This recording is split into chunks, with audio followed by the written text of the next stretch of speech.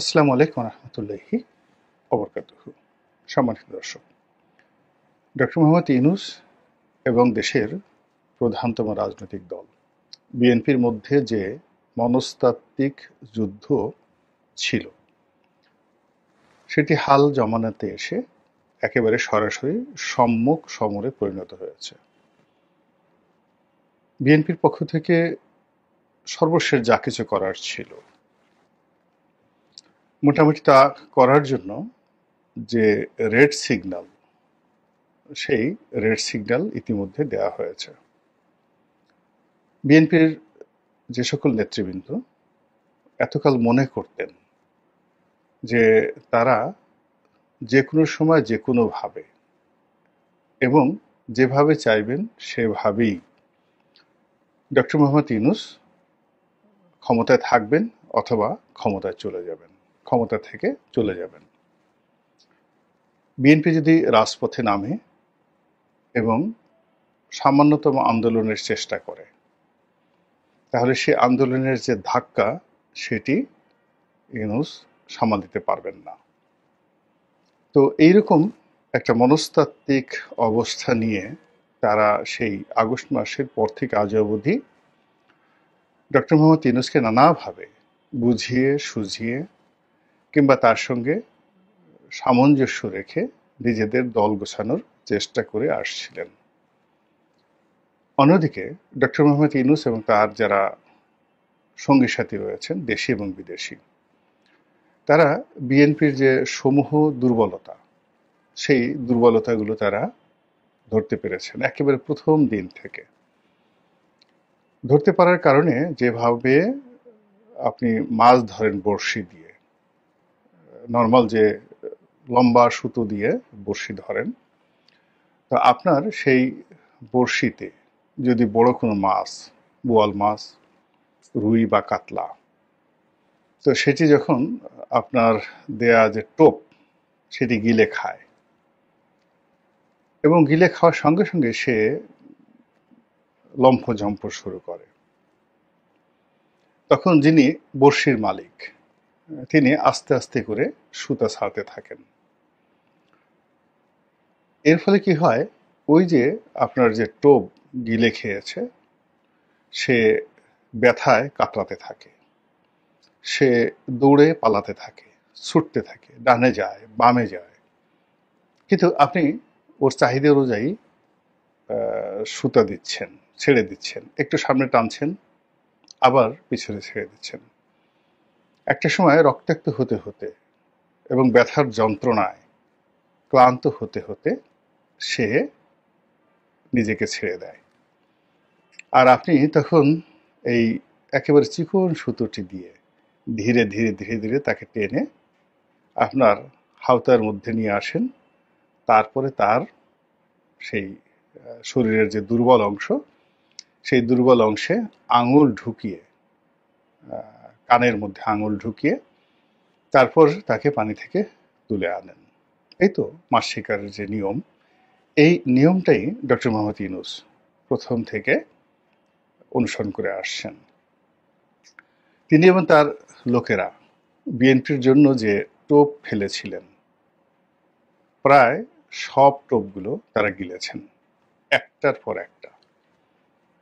আমি উদাহরণ দিয়ে বলি, বিএনপির যে সকল নেতা এবং কর্মীরা দখল করতে চেয়েছেন, বিএনপির নাম ভাঙিয়ে যারা চাঁদাবাজি করতে চেয়েছেন, যারা মব করতে চেয়েছেন, যারা একটার পর একটা মামলা দিয়ে, যে মামলার কোনো আইনগত ভিত্তি নেই, বিএনপির জন্য লায়াবিলিটিস তৈরি করেছেন এবং সেই মামলার ওসিলা করে আওয়ামী লীগকে শায়েস্তা করার জন্য ডক্টর মোহাম্মদ ইউনূসের আইন শৃঙ্খলা রক্ষাকারী বাহিনী, এনসিপি এবং বিএনপির যারা লোকজন রয়েছেন, তারা জলে স্থলে অন্তরিক্ষে, অর্থাৎ আওয়ামী লীগ লোকদের সহায় সম্পত্তি দখল, তাদেরকে মারধর করা, তাদেরকে জেলে প্রেরণ করা, তারপর তাদেরকে থানা হাজতে ঢুকিয়ে এক দফা পিটুনি দেওয়া, এ সকল কর্মকাণ্ড অবাধে নির্বিবাদে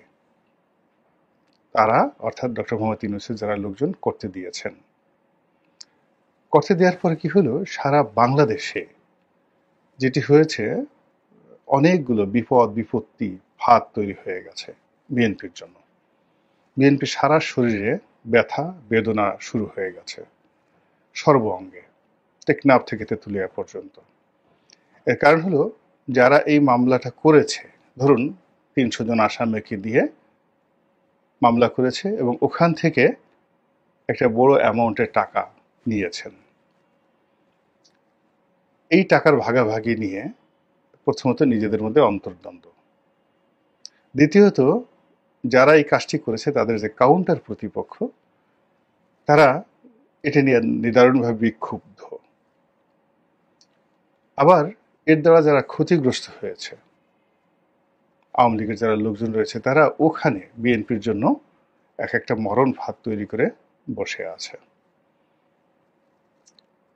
এবং ওই এলাকার যত আইন শৃঙ্খলার দায়িত্বে নিয়োজিত সেনাবাহিনী, অন্যান্য বাহিনী, তারা যে সকল তালিকা করেছে অপরাধীদের, সেই অপরাধীদের যে পুরনো তালিকা, আওয়ামী লীগের যে পুরনো তালিকা, বিএনপির যে পুরনো তালিকা, সব চাপা পড়ে এই নতুন পানির নতুন যারা মাছ, যারা এই মুহূর্তে শক্তিমত্তা অর্জন করেছে, তাদের সবাইকে সেই তালিকাভুক্ত করা হয়েছে।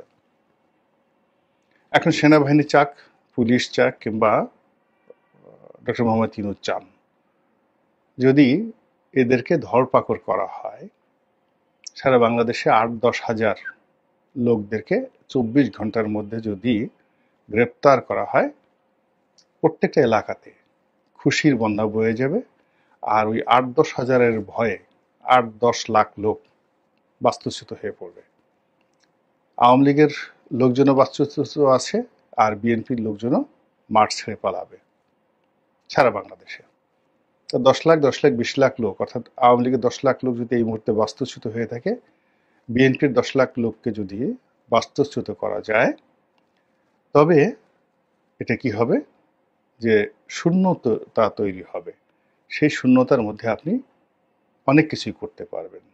তো এই যে একটা ম্যাটিকুলাস যে ডিজাইন, সেই ডিজাইনটা যে হচ্ছে, এই ব্যাপারে বিএনপির অনেক লোক, যারা বিএনপির যাকে বলা হয় থিঙ্ক ট্যাঙ্ক, তারা বিএনপির শীর্ষ নেতৃত্বকে আগস্ট মাসের একেবারে প্রথম সপ্তাহতেই, প্রথম ২ সপ্তাহের মধ্যেই কতগুলো সিদ্ধান্ত নেওয়ার জন্য বলেছিল, কিন্তু বিএনপির কর্তৃপক্ষ সেই জিনিসটি করেনি। ফলে এখন এই যে চাঁদাবাজি, অন্তর্দ্বন্দ্ব, হানাহানি, সবই বিএনপির গলার কাটাতে পরিণত হয়ে গেছে। আর যদি আপনি ঢাকা শহর চিন্তা করেন, ঢাকা শহরকে কেন্দ্র করে এবং সারা বাংলাদেশকে কেন্দ্র করে আওয়ামী লীগের লোকজন ১০০ কোটি টাকা, কম করে হলেও প্রতিদিন ১০০ কোটি টাকা সারা বাংলাদেশে চাঁদাবাজি হতো। এই চাঁদাবাজির মধ্যে ইয়াবা আছে, এই চাঁদাবাজির মধ্যে গরু চুরি আছে, এই চাঁদাবাজির মধ্যে কারণ বাজার আছে, সায়দাবাদ বাজার আছে, সায়দাবাদ টার্মিনাল আছে, গাবতলী টার্মিনাল আছে, এরকম আরো অনেক কিছু। একেবারে নিয়মিত পরিবহন সেক্টর আছে। আচ্ছা বলেন তো, এই চাঁদাবাজি কি বন্ধ হয়েছে? তাহলে এই চাঁদাবাজি কারা করছে? এবং সেই চাঁদাবাজি নিয়ে এখন যে খুন খারাপি হচ্ছে, কারা সবচেয়ে ক্ষতিগ্রস্ত হচ্ছে?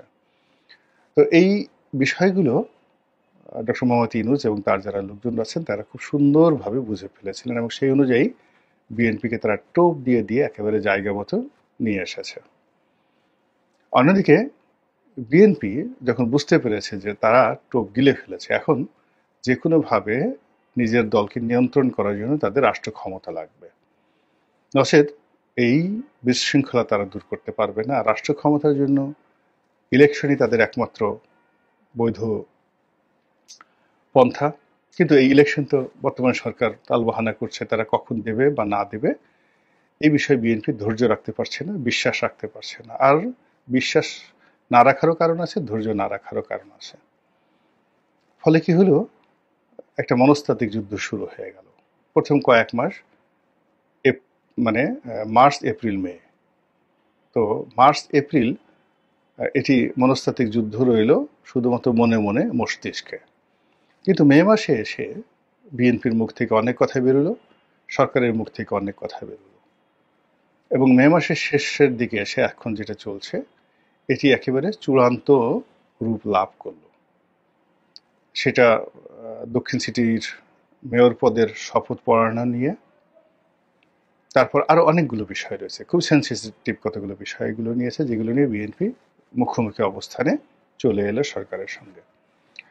এবং সর্বশেষ তারুণ্যের মহাসমাবেশ করে বিএনপির ভারপ্রাপ্ত চেয়ারম্যান তিনি যে রেড অ্যালার্ট জারি করলেন, চূড়ান্ত সিদ্ধান্ত জানিয়ে দিলেন যে ডিসেম্বর মাসে নির্বাচন হবে। দ্বিতীয়ত ডিসেম্বর মাসে হতেই হবে। এটা মানে no if, no but, no dot, দাড়ি কমা সেমিকোলন কিচ্ছু নেই, এটাই হতে হবে। এই যে একটা কথা বলে সরকারকে, অর্থাৎ ডক্টর মোহাম্মদ ইউনূসের সরকারকে যে জায়গাতে ঠেলে দিলেন, সেখানে বিএনপির যারা নেতৃবৃন্দ তারা ধারণা করেছিলেন যে মানে সরকার থরথর করে কাঁপবে, কিন্তু বাস্তবতা হলো যে সরকার নির্বিকার। এর কারণ হলো তারা তো টোপ খাইয়ে ফেলেছে, বিএনপির কে টোপ খাইয়ে ফেলেছে। এবং সেই টোপ আমি শুধু ইঙ্গিত দেই যে আগে যেটা বললাম চাঁদাবাজি, তার বাইরে বিএনপির অনেক নেতাদের উপর এখন রয়ের এজেন্ট রূপে তাদেরকে ট্যাগ দেওয়া হয়েছে, তাদেরকে পরিচয় করানো হচ্ছে। এবং জনগণেরও একটা বিরাট অংশ সন্দিহান যে আসলে এরা কি রয়ের এজেন্ট কিনা, বা এরা কি ইন্ডিয়ার হাতে তুলে দেবে কিনা। এর প্রেক্ষিতে বলা হয়েছে যে তারেক রহমান সাহেব বলতে বাধ্য হয়েছেন দিল্লি কোনো দিল্লি নয়। এতে করে সন্দেহ আরো বেড়ে গেছে। 2 নম্বর হলো যে অনেকে বলার চেষ্টা করছেন যে এই মুহূর্তে পাকিস্তানের আনাগোনা বেড়ে গেছে। পাকিস্তানের যে রাষ্ট্রদূত বাংলাদেশে আছেন তিনি বিএনপির সঙ্গে তার যে যোগাযোগ, জামাতের সঙ্গে যে যোগাযোগ, সব মিলিয়ে বিএনপিকে প্রাইম ফ্যাক্টর ধরে পাকিস্তান একটা নতুন, যাকে বলে হয়, কূটনীতির দিগন্ত উন্মোচন করেছেন। এটাও বাংলাদেশের মানুষ স্বাভাবিকভাবে নিচ্ছেন এবং তার থেকে বাঁচার জন্য তিনি বললেন দিল্লিও নয়, পিন্ডিও নয়, মানে পাকিস্তান নয়। তারপরে যেটা তিনি বললেন এটাও তার জন্য কিন্তু মুসিবত। এর কারণ হলো আমাদের দেশে আপনার সাথে আমেরিকার সাথে সম্পর্ক থাকুক বা না থাকুক সেটা আলাদা কথা, কিন্তু আমেরিকাকে আপনি শত্রু বানাতে পারেন না।